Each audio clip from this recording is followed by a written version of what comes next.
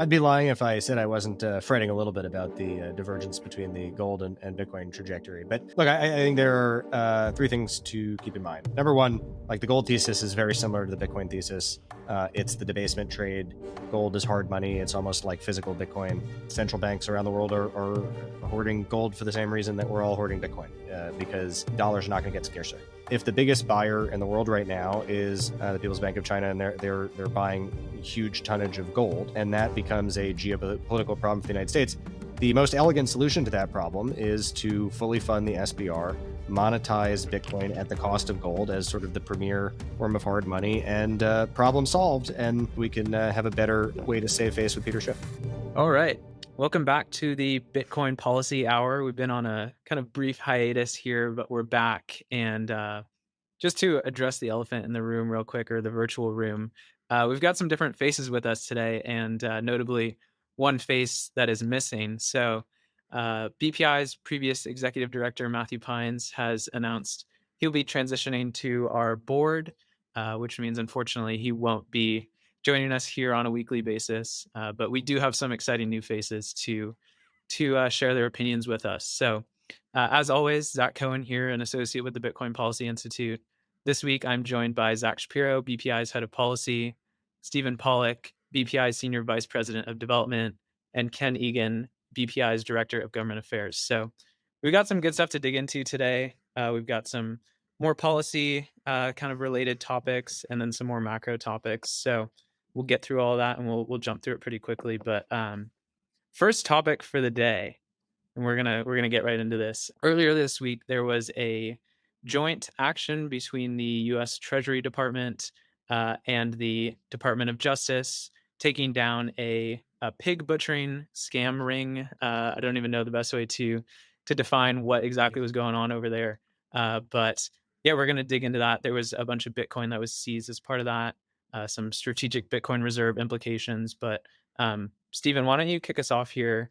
What kind of went down earlier this week, and why is it maybe symbolically important? Sure. Well, there's sort of three parts to that answer, and I'll try to hit one or two of them, and then Zach, Shapiro, I want you to clean up. But there's sort of the scheme, the pig butchering scheme. What is that? I think some people know, some people don't.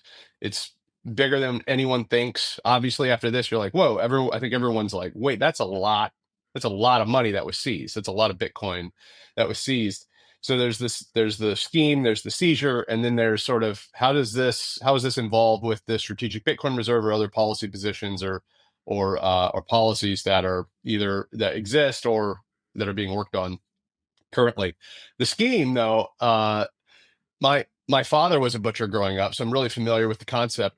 You fatten up a pig before you slaughter it, and that's exactly what these scammers do. Is they extract maximum value from their target, and so it starts as maybe a simple type of social engineering type scheme where they find people, and the sort of the worst part about this, from what I've seen, is like the people who end up falling for it they self-select based on something going on in their life. Maybe they're emotionally vulnerable, just went through a divorce, or maybe they're nearing retirement and they don't have enough money to retire. There's something going on psychologically or emotionally with a lot of them. They may be elderly people, but they're already vulnerable.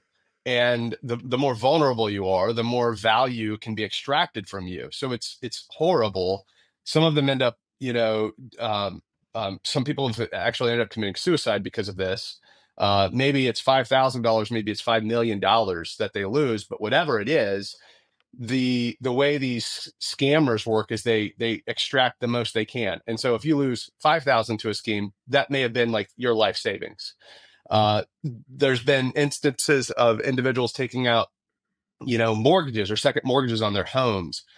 And you're like, well, that's crazy. I would never fall for that. Well, I've seen instances of like people who know better, right? But they're in a weird stage of life. Maybe they work in cyber, but they still fall for it, and they take out, second mortgages on their homes, their vacation homes. They go get loans to put more money in, because the way the scheme works and the scam, it's maybe it's not, maybe this is a scam, or maybe this is weird. It's sort of suggested by someone they've fallen in love with online, right? Hey, I'm making some money, here on the side. I'm getting 20% returns. And then it works. They actually do make money off. Oh yeah, I got a check from that. Oh, okay. Yeah, I did. Or a check. I got the yield. And so, wow, I'm going to put a little more in to get a little more yield. And then I'm going to put a little more in. And that's how it ends up working. So it's nasty. It's a nasty business. It's not this sort of innocuous thing, which for a long time I thought, and I think a number of people did, like, okay, people kind of call you, they scam you. No, it's way more, it's nastier than that. A lot of it's based in Southeast Asia, which I saw, the seizure, of course, was. There's been reports of like 30-page detailed slide decks instructing the scammers exactly when tactically to do certain things and when to make the initial ask and when to up the ante. It's a very sophisticated scheme. So that's the one side of it is, and I think it's important to understand is just how devastating it is. And because of that, it's embarrassing. And so people don't like to report it because they're ashamed. And so anyway, it's really brutal. And so we've seen recently this massive seizure, one of the largest, if not the largest seizure in history of Bitcoin. And the DOJ carries this out. They bring all of this Bitcoin in domestically.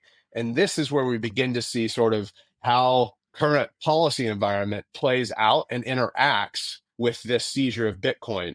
I'm going to kick that back over to you, Cohen, at this point, and then I think Zach and Ken have some thoughts on that.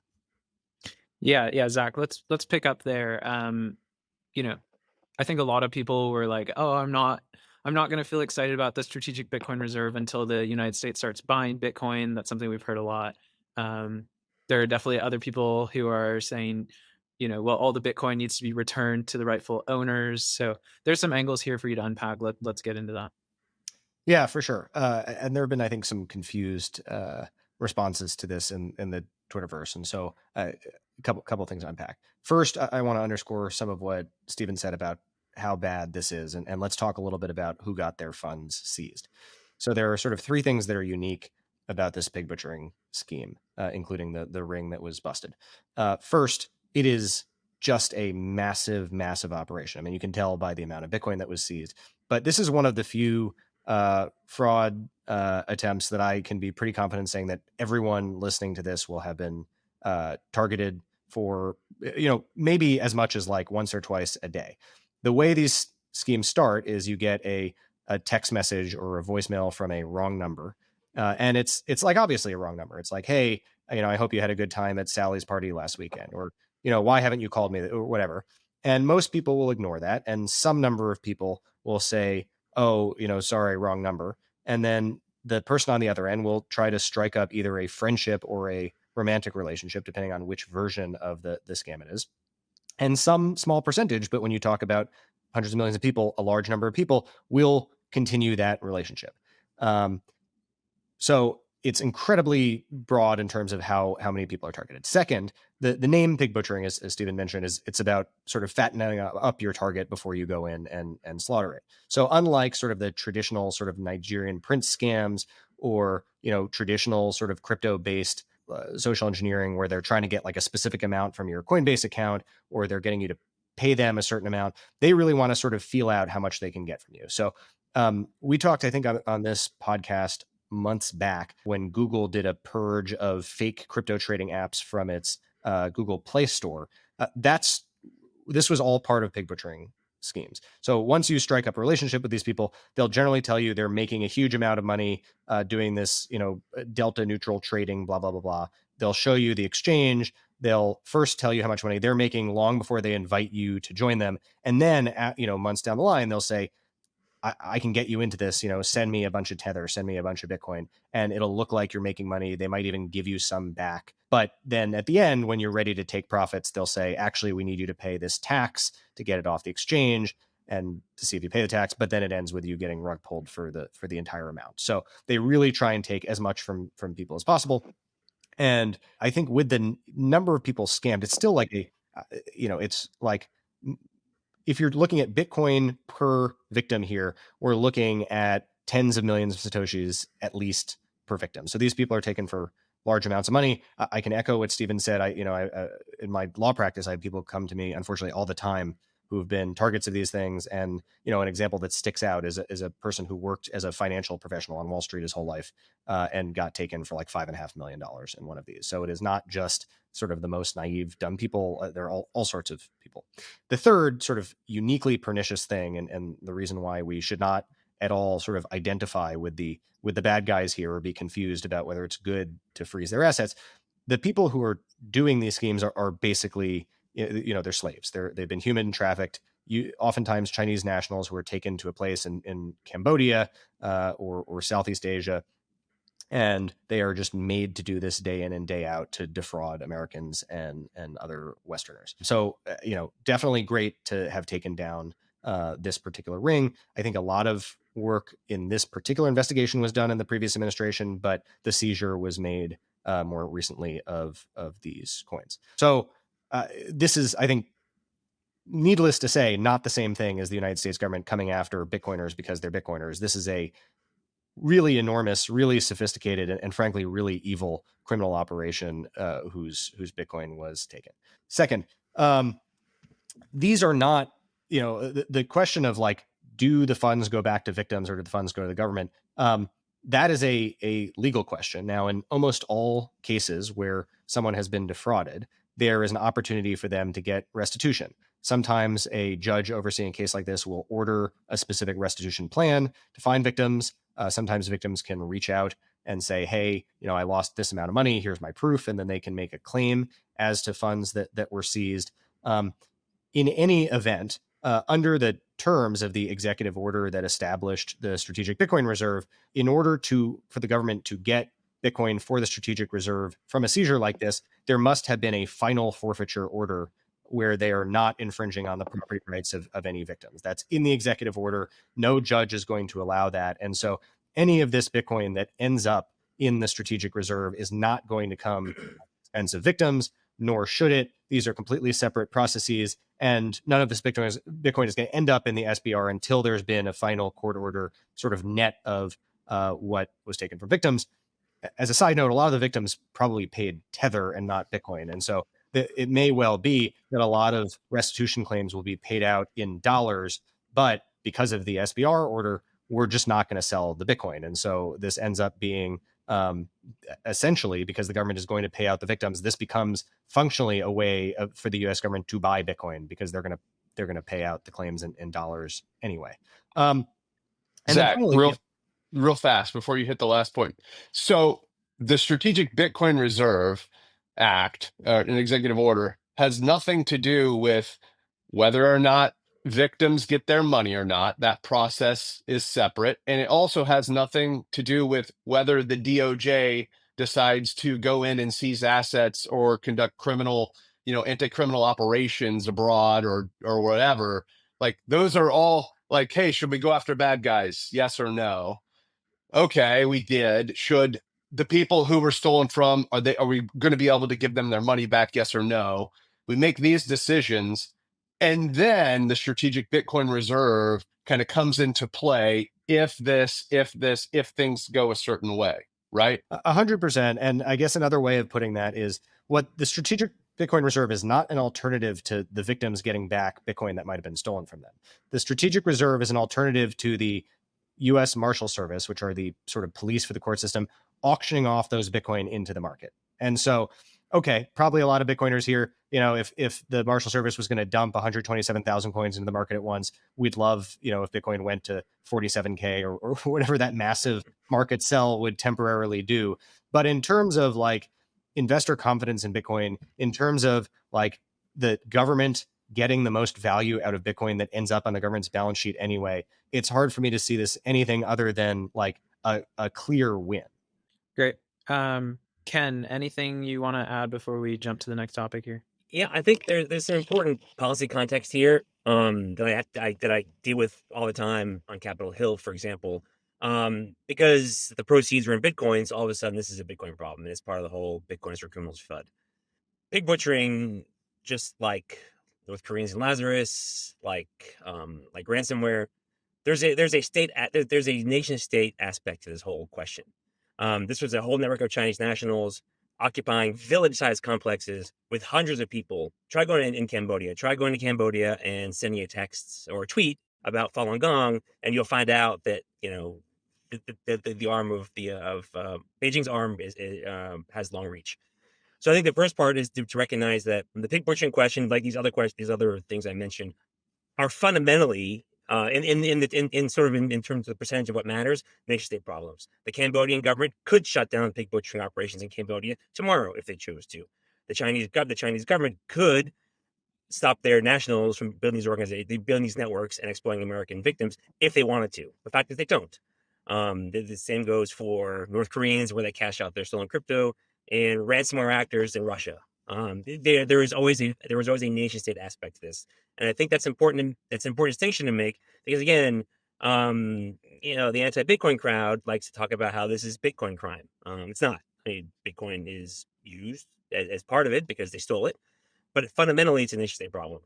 Secondly, on the whole, again, to emphasize, these victims are not cracking open their cold cards and sending Bitcoin to scammers out of cold storage. They're going to Bitcoin ATMs. They're using Coinbase. They're using every exchange in the country to do this, right? So there are better ways for us to combat pig butchering than to somehow require Americans to KYC on their wallets, for example. Most crypto crimes, certainly pig butchering, and certainly the other two I mentioned, are fundamentally nation state problems. They simply won't be solved by some of the ideas you get coming from the Elizabeth Warrens of the world.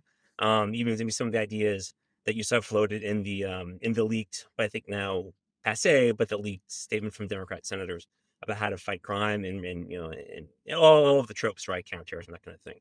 So I think it's important, and it's important to recognize that because it's a terrible headline, right? $15 billion in Bitcoin stolen from American senior citizens, or in this case, his ex-friend. But the fact is, these organizations are allowed to function because nation states allow them to do that. If nation states cease to allow them to do that, the problem wouldn't go away. I mean, they're still ones off, but at the end of the day, it would not be the story that it is today if certain nation states didn't allow it to happen. What you mentioned a couple things, ways that things that have been suggested to combat it that you're like, it's probably not a great approach.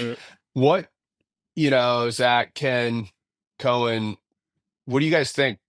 What could we do? What would be some common sense policies to put in place to help, kind of push back on this? Are the protections? Is that a bad idea? What do you guys think? Well, Stephen, as you know, one of the most important things that we've advocated for and seems to be happening more is for the DOJ and the FBI to focus on this more, right? This is a important law enforcement matter, and it affects American victims, and especially affects people in the Bitcoin community. And we should absolutely go after these criminals as strongly as we can. I think, in terms of education, I think is another important sort of thing. It's a little bit controversial right now in sort of the Bitcoin ATM space, right? Which really are, I think, oftentimes used for these. Is it appropriate to have regulation that forces sort of warnings on the screen? Hey, if this is the reason why you're withdrawing Bitcoin, like at least think twice, whether there's, a cooling off period. I'm not, I have sort of conflicted thoughts about how far sort of consumer protection regulation should go. What I would say is one thing that definitely makes a lot of sense is for companies in the space, and I want to shout out River as an example of a company that's doing this really well, to implement their own voluntary user protections, right? Or like River's force field product. And before you withdraw Bitcoin to some off-platform address, at least click through, hey, do you know where you're sending it? Did someone try and coerce you? Right. And so I think a lot of this might be better handled through sort of voluntary education and consumer protection campaigns from exchanges, from Bitcoin ATMs. And failing that, maybe some amount of paternalistic regulation that forces that could make sense. Right. Well, and I know you've had a lot of conversations online about this week, Zach. And so that's why I'm a little confused. If people are saying we don't obviously want stronger consumer protections, right? Of the variety that limit sort of individual liberty, but we also don't want DOJ enforcement and seizures, then what is it that we want? You know what I mean? I mean, to Steelman, what we've been hearing online that I have personally been pushing back on, but I'm curious to get others' views on. I think the concern here is that the conjunction of this type of enforcement action and the existence of the SBR creates sort of negative incentives for the government to fund the SBR by confiscating people's Bitcoin. Right. That's the concern. That's the pushback we've gotten on the SBR the whole time. I just don't think this is at all an example of that. We would want to go after these guys anyway. But I think what people are worried about is the government realizes, oh, we can get 127,000 Bitcoin by doing this law enforcement action, that once you get a taste of that drug, it then eventually becomes, making up sort of pretext infractions to take our Bitcoin. I'd say there's also heartstrings, right? Because a lot of the existing reserve is Silk Road money, Silk Road Bitcoin, right? Either from Jimmy Zong or different seizures. So I think that that rightly so evokes certain responses among Bitcoiners. But I think fundamentally, you can address this, you can call this what it is, a nation state problem, and hold, for example, Cambodian government officials or Laotian government officials responsible for what they're doing, and solve, I don't know, I'm just guessing 75% of the problem.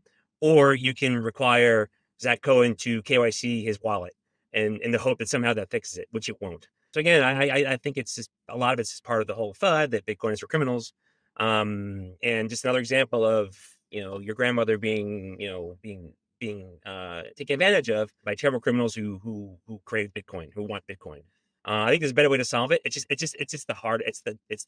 it's the more direct but more difficult way to solve the problem. And also, it doesn't serve the interest of people that want to use any criminal activity where Bitcoin is even somehow implicated to bring additional restrictions on things that we care about. Yeah, I have a hard time.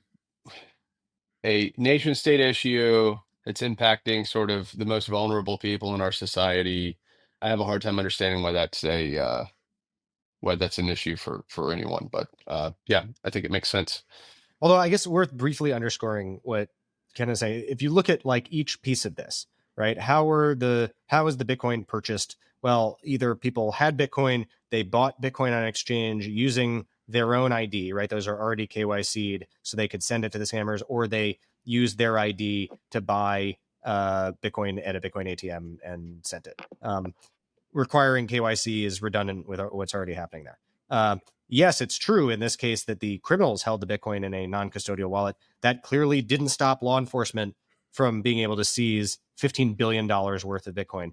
And so the idea that we somehow need, everything to be on a KYC'd system, it doesn't even interact with the story even a little bit. Yeah, we'll shift over to that. I mean, I think one final thought here is just like, Zach, you mentioned that a lot of people are concerned about this sort of negative incentive to seize basically individuals' Bitcoin. I mean, I think another way of framing this is that it actually creates a positive incentive to go after more crime rings like this, right? Previously, maybe the Marshal Service, they would sell the Bitcoin and then there would be proceeds for that. Now it's part of like the United States executive branch strategic policy. And so like to the extent that the executive and the White House sees Bitcoin as a strategic asset, now there's even more incentive to basically go after these bad guys who are using Bitcoin or who are, holding Bitcoin. So yeah, good chat there. Let's shift gears over to the clarity conversation. So Ken, you wrote a great piece in our newsletter this week, kind of summarizing what we were calling, a path forward for market structure. And that was on the heels of a leaked memo from some Senate Democrats, basically like DeFi. I'll let you get into the details here, but yeah, if you can just give us a lay of the land where the conversation is. It's been a couple weeks since Zach Pines and I have talked about it here, and then tell us, just kind of a brief summary of what you see the path forward looking like. Yeah, I think part of the reason why the leaked memo, the leaked notes, whatever you want to refer to them, last week caused such a stir because I think there was an overall perception that negotiations were actually going fairly well between Republicans and Democrats on the Senate side. What was it? 3 weeks ago, Senator Gallego, he signed released a statement of principles, signed by 12 Senate Democrats that kind of outlined what I think was an effort to establish a new Democrat position on crypto. Trying to get an effort to move past the Warren days, in an effort and seeking a way to establish a new middle road for the way forward on crypto policy that was uniquely Democrat. And negotiations, and most of the negotiations on the Senate Banking Committee and Senate Ag Committee focused on things that really don't concern Bitcoiners. What's the security, what gets covered by the SEC, CFTC, a lot of focus on that kind of thing. That's why the leak of the, we'll call them notes, last week caused such a stir, because it really looked like we were going back to the dark days of Damla, Elizabeth Warren dictating policy on crypto.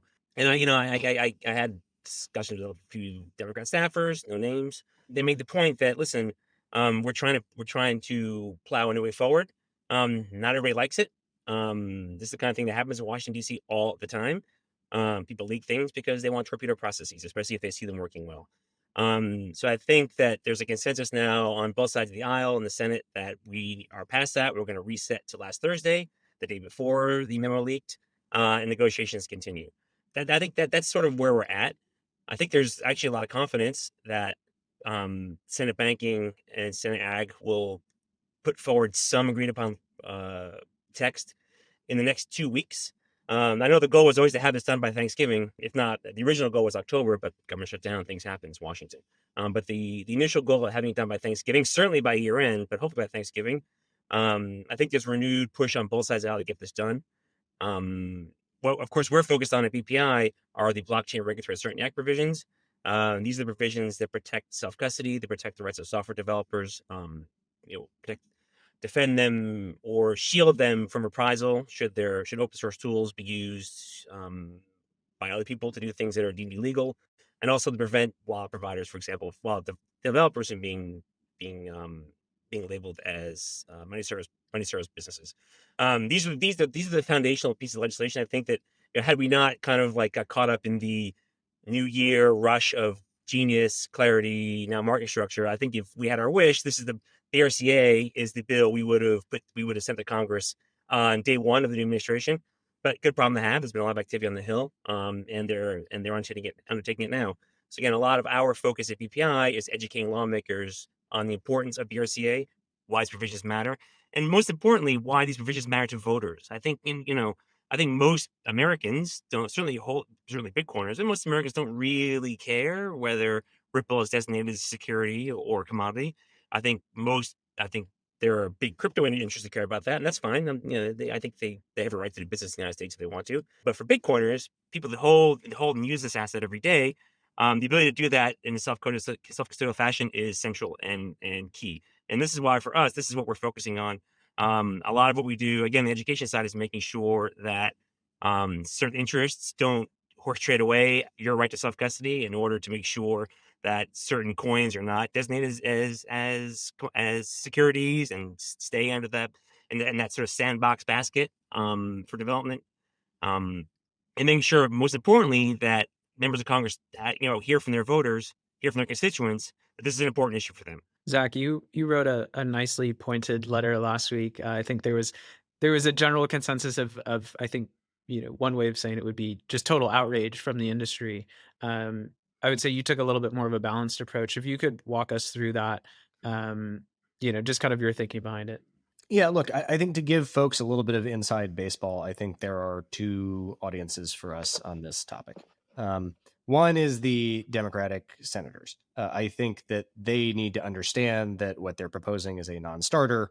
I mean, like, we absolutely can't say yes to this, that adding any of those provisions turns clarity from a must-pass bill for us to one that we actually need to oppose, because, even if there was nothing on the BRCA, the only effect this bill has really on Bitcoin is to give the CFTC more authority over Bitcoin spot markets, which is sort of net negative. So they need to hear that this doesn't work and why. That being said, these are Democratic senators that hold themselves out as pro-crypto. And while it is certainly frustrating that they should have showed this to anyone in the industry who could have told them that this was a bad idea, and this doesn't feel like a particularly sort of good faith draft, and frankly, some of their responses being defensive after the fact wasn't great. I don't think that they want to kill clarity. I actually don't think they maybe even really fully understand what this draft is asking for. And I think, as sort of policy professionals, our stance maybe should be closer to being like, hey guys, here's maybe why you touched a nerve, why a lot of people are upset with you, and here's how we can draft something that works, rather than just sort of pure outrage aimed at the senators. And so that's sort of the balance I tried to strike there. I think separately, though, within the industry and within the community, we need to have a much more pointed, aggressive approach, because while I think Ken is right that probably most Americans outside of the XRP army aren't super concerned about the securities law status of the secondary market for XRP tokens, there is a very well-funded company called Ripple Labs that really does have a lot of skin in that particular game. And, between them and some of the big exchanges and some of the big VCs, there is a huge amount of short-term money to be made by legalizing token launches, which is what the main effect of the Clarity Act is. And look, I don't mean to just paint that in a negative light. Our securities laws really don't make sense when it comes to crypto. We do need to reform the securities laws. But at the end of the day, in the short term, yes, we need clarity about how crypto tokens are launched and how they are regulated. But we can't lose the forest for the trees, because if this technology is going to be useful, if it's going to find product market fit above and beyond the centralized TradFi system, which is already quite efficient, it's because of the decentralized peer-to-peer nature of the underlying networks that this technology works on. And if, unless developers can be pretty sure they're not going to go to prison for building that technology, the United States is not going to be a leader in the technological underpinnings of the Web3 DeFi revolution, or whoever these, crypto folks, are branding it today. So we need the industry to speak with a unified voice that the BRCA provisions in the Clarity Act are absolutely a deal breaker. We don't want the bill without it. We'd rather have nothing. And we cannot let sort of, special interests get away with trading away the sort of individual liberty protections, the developer protections, the thing that makes Bitcoin and blockchain and crypto special compared to the legacy system, for a quick payday on token launches. Surely no one would ever do that, right? Trade away individual liberties for their own gain. Right? It's never happened before.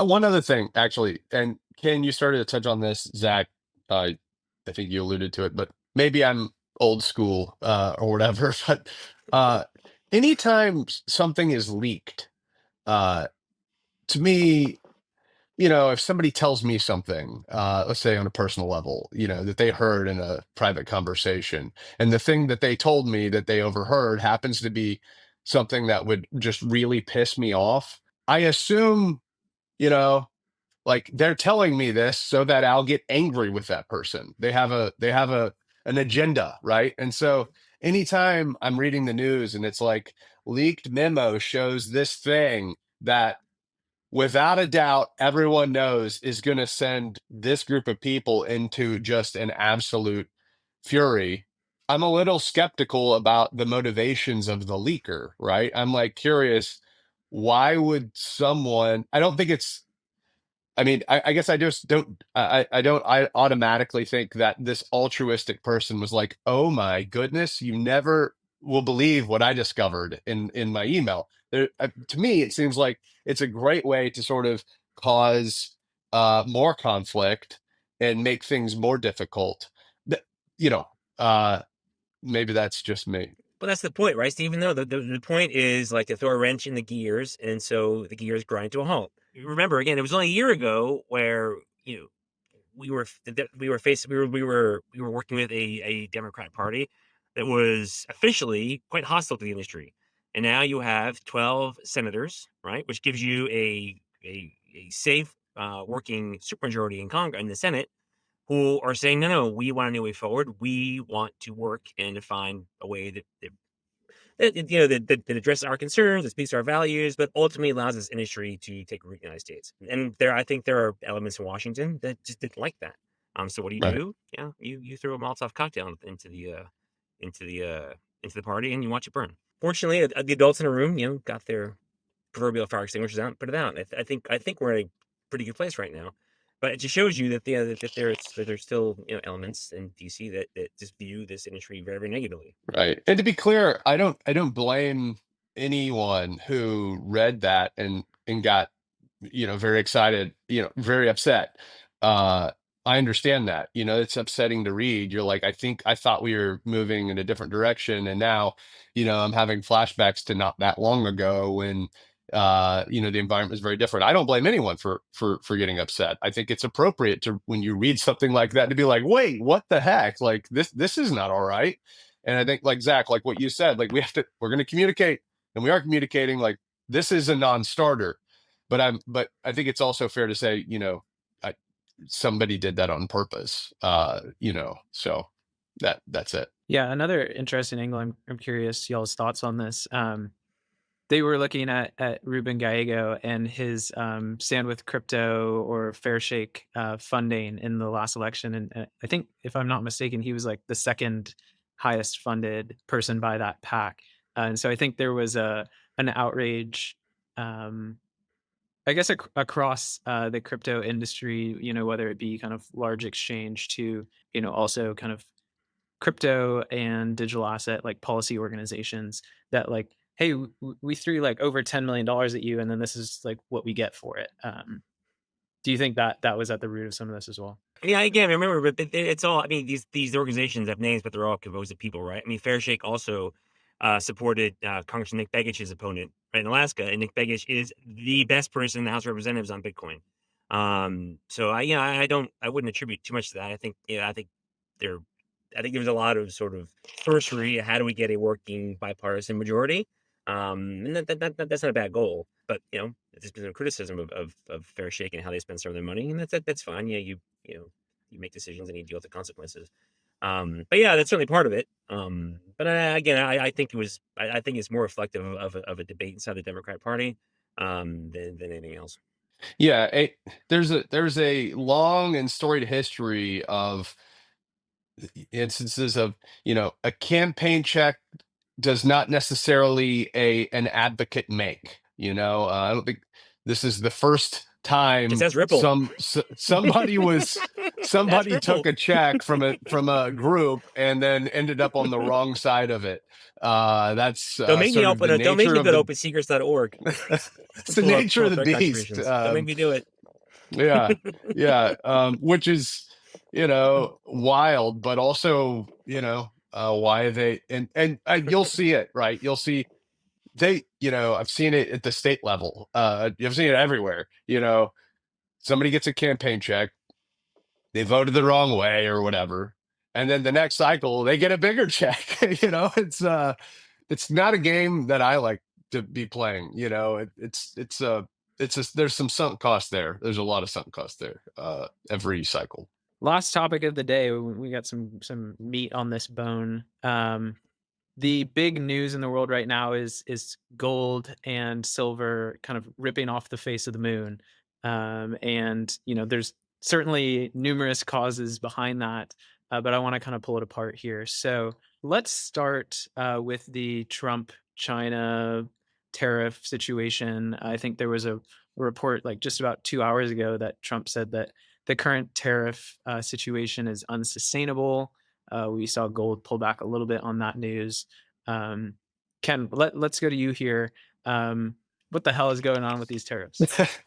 Yeah, who knows? I don't know. I remember. I mean, I think people like to say, "Oh, President Trump changed his mind," but there's two players here. There's also Beijing, and there's a perception that President Xi just snaps his fingers and stuff happens. But he also he's governing a large country with lots of interest in it. So I think it's unfair to say that President Trump keeps changing his mind. I think it's probably more complicated than that, and and I don't think I'm certainly not privy to all the details. But I think certainly it's fair to say that right now gold is winning the debasement trade. But I think there's the NFK, and there are lots of market people out there who have talked about how Bitcoin trails gold and whatever, and it's probably true. But I think it's important that when we say the debasement trade, it's really there's an important geopolitical angle to it, right? Like the Chinese around the mid 2010s decided they were going to start stockpiling gold. China has a GDP to all private debt ratio of like 390%, something like that, huge. They've injected $1 trillion worth of yuan into their economy this year. They are debasing the yuan against gold, with the objective of creating a sort of gold-based, not gold-backed, but gold-based financial system. And right now when you have central banks buying gold, the express purpose of retooling the global financial system and creating new rails, this is what's going to happen. I think Bitcoin is going to catch up. There's lots of, Bitcoin is trade 24/7. Gold is not trade 24/7. There's lots of reasons why Bitcoin is a lot more volatile, and there's been a lot of talk in DC lately about this Bitcoin's volatility prevent it from achieving the objective of becoming global collateral. Maybe I'll leave that maybe to Zach or Stephen to address. I have my own opinions about that. But I think it's important to remember what's actually going on here. I mean, yes, gold right now is winning the debasement trade, but this is a marathon, not a sprint. There's a very disciplined effort in Beijing to make this happen, for reasons that make perfect sense if you're a Chinese policymaker. But again, I don't really fret too much the price action of Bitcoin over the past week. Just for all kinds of reasons. And again, I also don't think the price of gold is infinite, because again, gold, like a lot of other assets, is manipulated. It can be repressed. It can be inflated. Right now, it's being inflated, but there's a limit to even an economy the size of China and all their stimulus, how much they can inflate the price of gold. So I'm pretty patient. What's actually happening on the tariff front, who knows? Again, I think it's important to be balanced and remember that it's not just President Trump who's changing his mind and doing things. The Chinese are doing the same thing. They're responding to internal stimulus. They're responding to their allies. It's a much larger discussion than just what Washington's doing, right? This is a one-on-one fight. So I would encourage Bitcoiners sit tight. I think everything's gonna be fine. I think everything's gonna be great over the long run. But we're in a transition period, and this is what happens in transition period. Things get a little funky, and right now they're a little funky, but that's okay. I'd be lying if I said I wasn't fretting a little bit about the divergence between the gold and Bitcoin trajectory. But look, I think there are three things to keep in mind. Number one, like the gold thesis is very similar to the Bitcoin thesis. It's the debasement trade. Gold is hard money. It's almost like physical Bitcoin. And central banks around the world are hoarding gold for the same reason that we're all hoarding Bitcoin, because dollars are not going to get scarcer. Second, important to remember, partly because of the sort of trade announcement we had a week ago today, we had a massive leverage wipeout in the crypto ecosystem where Bitcoin is used as collateral. So a lot of people had to sell their Bitcoin. That, I think, kneecapped some of the price momentum we had. And we also don't know what firms might have blown up because of that might have to sell now. And I don't know if that has to do with sort of why crypto prices, including Bitcoin, are not doing great at the moment. And so we have our own, there are more people who are sort of degen speculating on Bitcoin and crypto, probably proportionally, than people who are degen speculating on the $30 trillion gold market. So that's sort of our cross to bear. And then third, what is the solution to this? Well, if the biggest buyer in the world right now is the PBC, the People's Bank of China, and they're buying huge tonnage of gold, and that becomes a geopolitical problem for the United States, the most elegant solution to that problem is to fully fund the SBR, monetize Bitcoin at the cost of gold as sort of the premier form of hard money, and problem solved. And then we can have a better way to save face with Peter Schiff. Wow, that was great. Which is really why we're all here, right? Yeah, well, that was going to be my question. I was going to ask Ken, what do you think? Is it more likely that multiple countries sort of do the gold thing and the Bitcoin thing simultaneously, or do you think it's more likely that we sort of do what Zach laid out, where some countries go one direction while others go another? Well, again, I think it's easy to get like stuck in the legislative game, right? Bills in Congress, what Congress is doing, right? As if that's the entire that is the only sort of rudder of Bitcoin policy in Washington. And that's not the case. There is a lot of deep thinking across the Department of War, we'll call it the Pentagon, across the national security establishment, because Bitcoin is more than, Bitcoin is, yes, it is, of course, some money, but there's a lot that goes along with that. There's Bitcoin mining. There's all kinds of technological advantages that gold simply doesn't have. Gold, you dig a hole in the ground, you get it. It is net extractive, whereas, on the macro side, there is a great case you made, and people are thinking very, very strongly about this, that Bitcoin is macro positive. Whether it's Bitcoin mining is a tool for developing the global South, whether it is Bitcoin the money as a neutral reserve asset to compete with gold, with sort of the alternate rails the Chinese are making. Remember, I think with the Genius Act sort of sealed this. We are digitizing the dollar, right? What are stablecoins? At the end of the day, stablecoins are tokenized treasuries, right? These things have to be backed by short-term treasury debt. So when you are in Venezuela and you buy a dollar with a tether, you're buying tokenized debt on some level, right?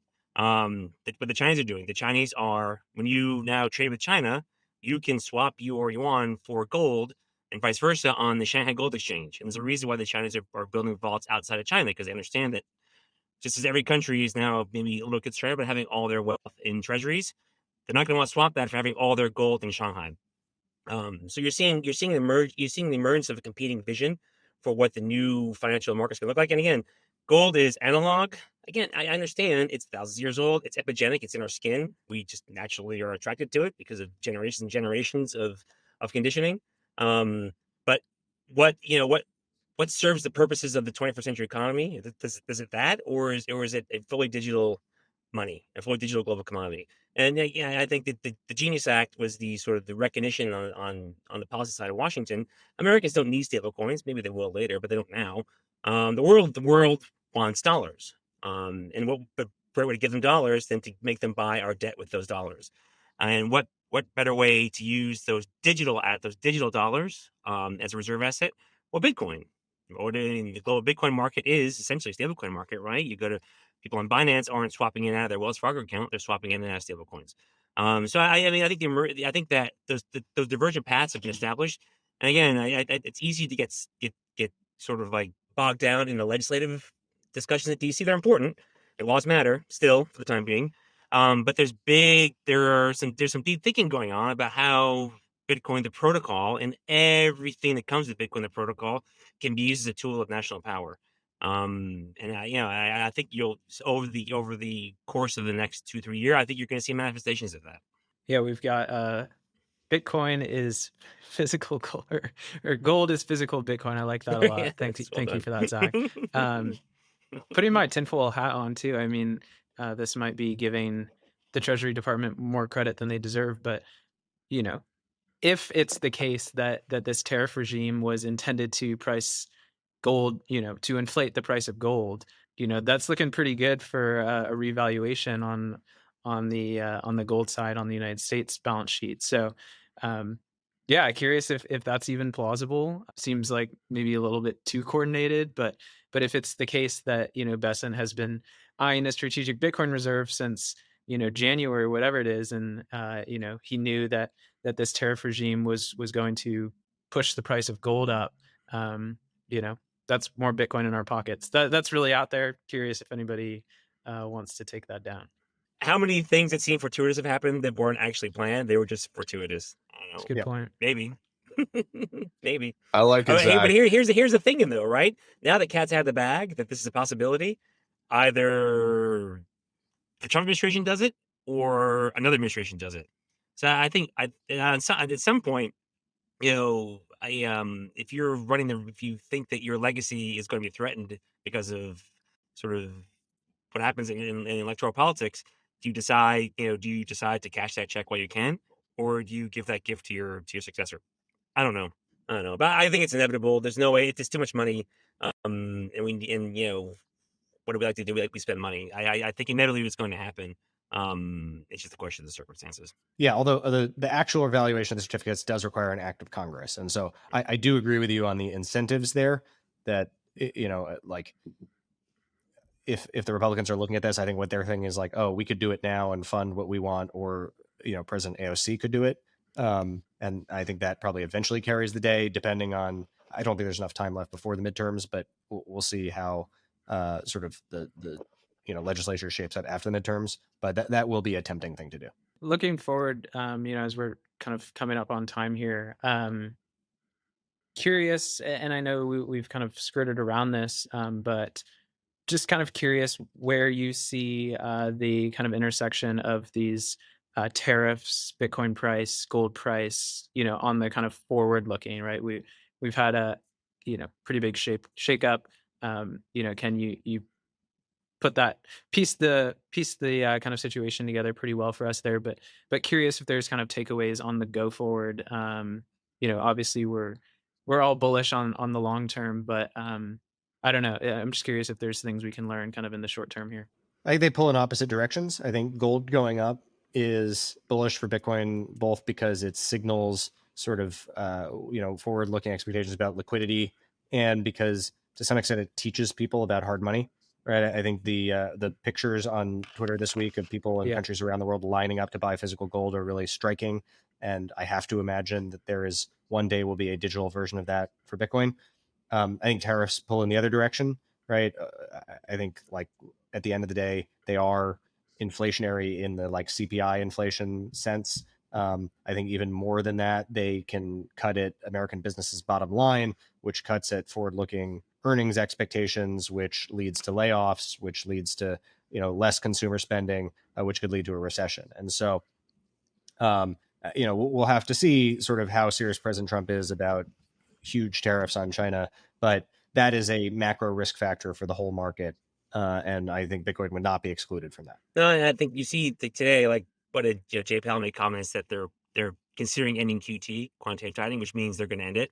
That's rounding the bases toward QE. There's a lot of pressure in funding markets now. There's been stories in the press and TradFi about pressure for regional banks. You saw two huge companies, First Brand and Tricolor, go under. I think reflects sort of the challenges in funding markets and in credit markets. We're going to see increased liquidity. It's coming. We have a midterm election coming up a year from now. There ain't no way that we're going to go on austerity when the congressional majorities are threatened. And again, the whole concept of rebuilding manufacturing in the United States is going to require more money, which is more liquidity, more inflation. But at least for the time being, Bitcoin correlates really, really well with those two things.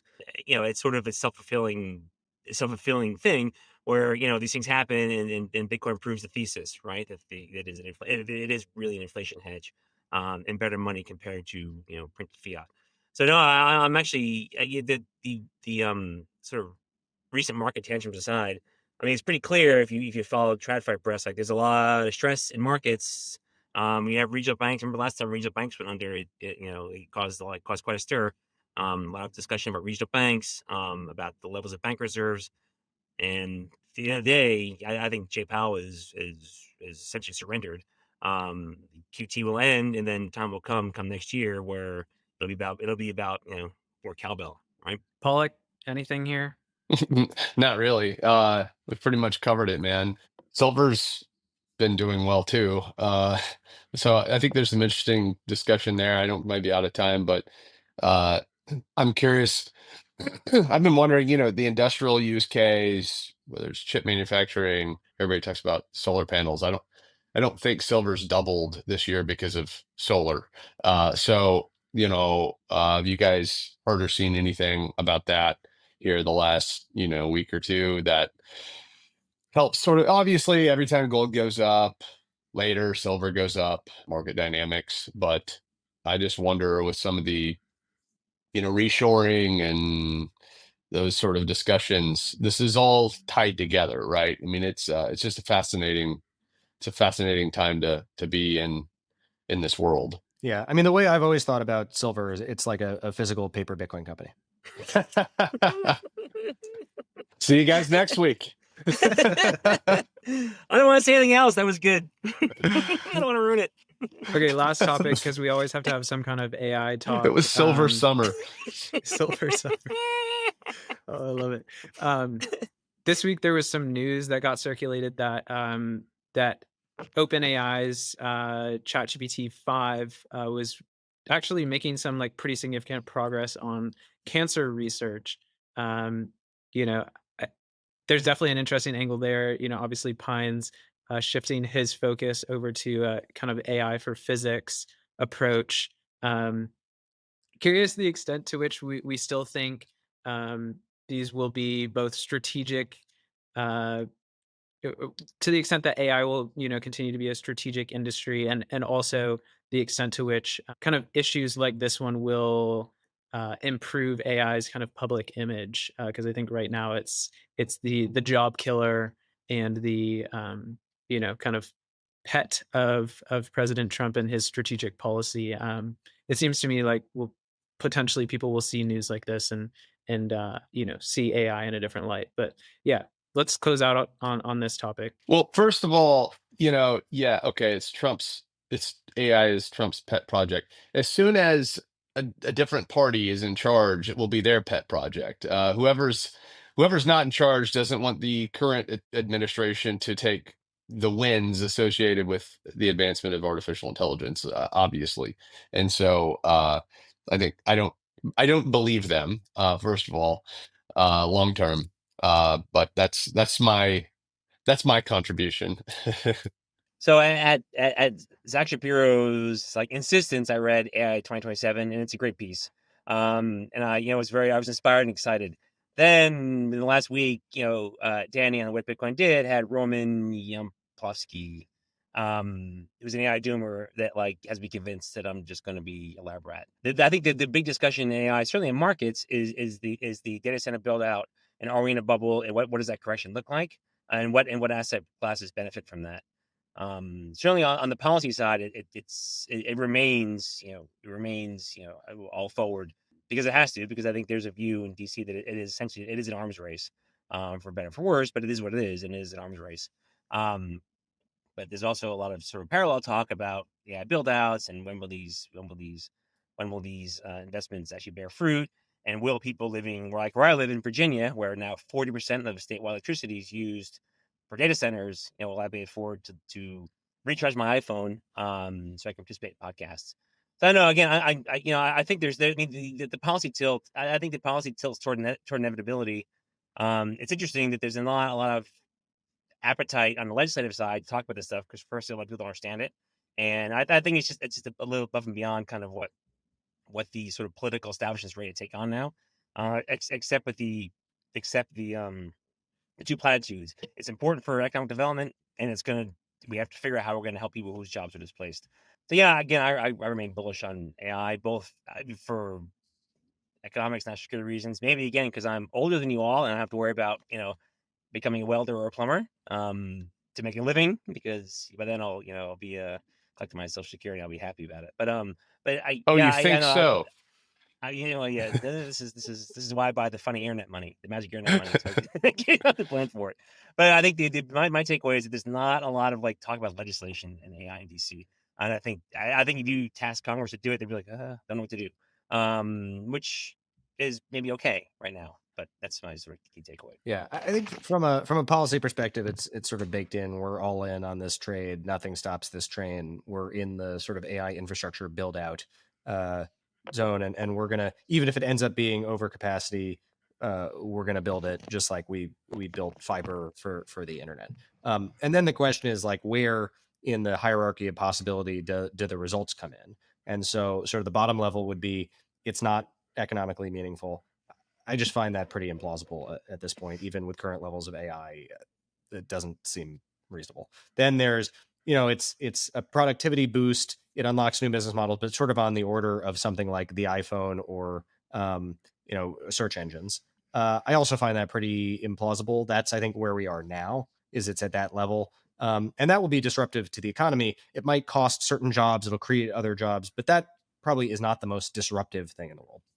Then it's on the order of the internet, right? And so like this redoes all of technology, but it's not fundamentally groundbreaking. I think that's where we get into the range of like, this starts, this is probably one of the plausible outcomes.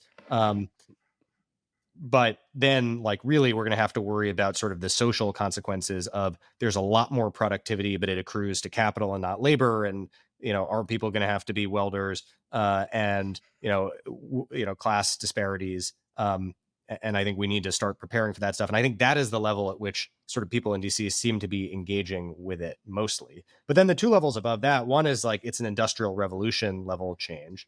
And then the robots are doing the welding. You can't even be a welder.